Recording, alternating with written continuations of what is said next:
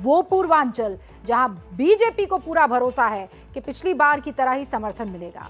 अखिलेश यादव को लगता है कि उनका गठबंधन समीकरण जो होगा इस बार का वो पूरा पलट कर रख देगा, काम कर जाएगा। रिपोर्ट देखिए।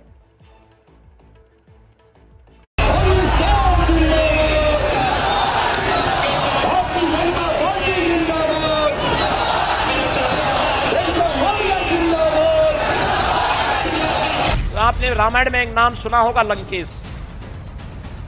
इनका नाम है दंगेश। अखिलेश यादव जिंदाबाद, समाजवादी पार्टी जिंदाबाद। बता रहा है कि भारतीय जनता पार्टी को लोगों के चने चबाने पड़ेंगे।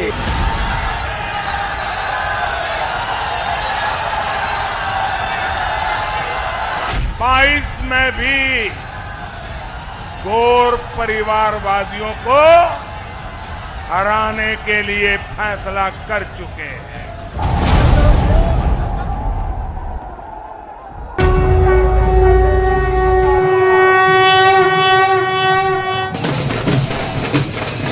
ये है यूपी में 5वें चरण के लिए प्रचार।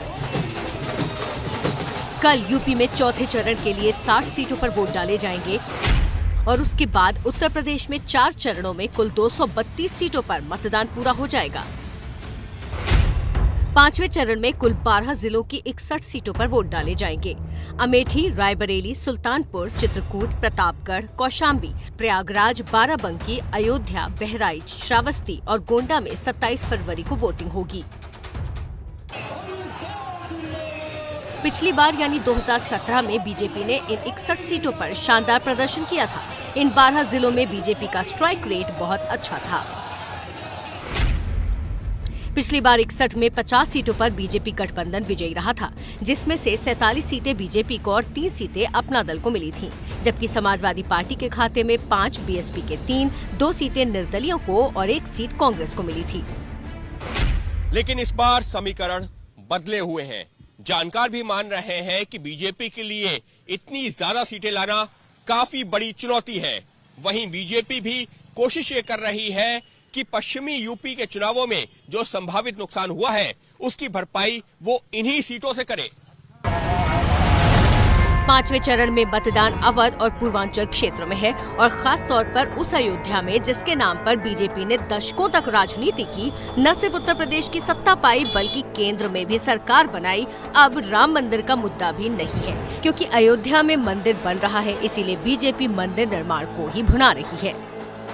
जो लोग राम भक्तों पर गोली चलाते थे, क्या वे राम मंदिर का निर्माण करते?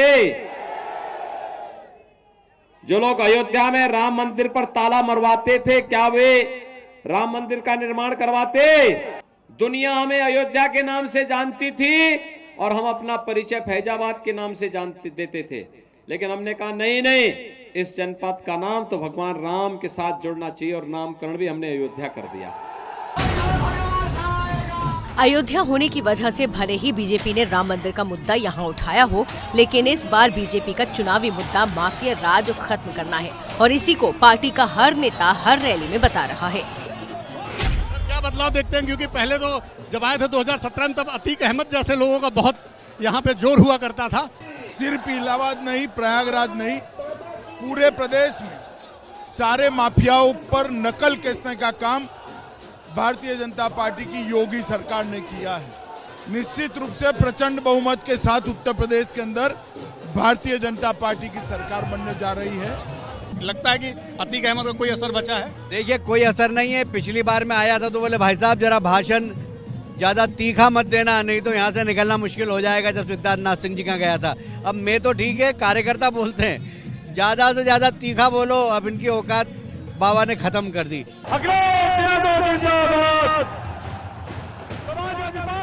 अखिलेश यादव भी आज प्रयागराज में थे। वैसे तो ये कहा जाता है कि बड़े शहर बीजेपी के लिए वोट करते हैं, लेकिन अखिलेश यादव को पूरा भरोसा है कि उनकी सरकार आ रही है।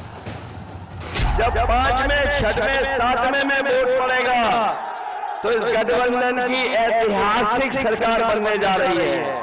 इधर मैं देख रहा हूँ कि जनता को समाजवादियों में भरोसा है। पूरे उत्तर प्रदेश में किसानों के लिए आवारा पशु भी एक बहुत बड़ी समस्या है, क्योंकि ये पशु किसानों की फसल खा जाते हैं और ये चुनावों में भी एक बहुत बड़ा मुद्दा है। 5 किलो राशन देके और 50 किलो लोगों किसानों के साड़ चल रहे हैं। आप भी समझ रहे हैं उस चीज को, बताने की जरूरत नहीं, आप देख रहे हैं हर जगह। आवारा जानवर बड़ी समस्या है, बहुत ज्यादा यहाँ छुट्टा साड़ से बहुत पीड़ित हैं लोग। विपक्ष पहले ही इस मुद्दे को भुना चुका है। अखिलेश यादव अपनी हर रैली में इस मुद्दे को उठा रहे हैं। इसीलिए आज बहराइच की रैली से प्रधानमंत्री ने दावा किया कि वो आवारा पशुओं की समस्या का समाधान करेंगे। यूपी के किसानों को छुट्टा जानवरों से हो रही दिक्कतों को हम गंभीरता से ले रहे हैं।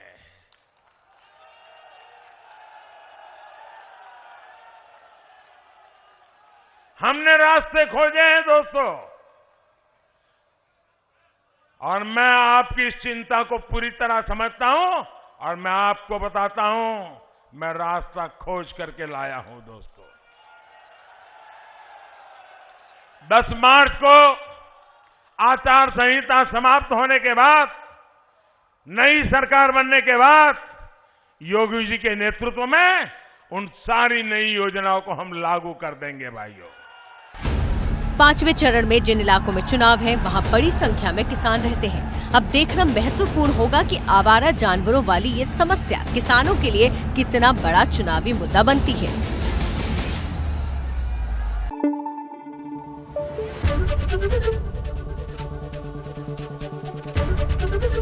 ABP न्यूज़ आपको रखे आगे।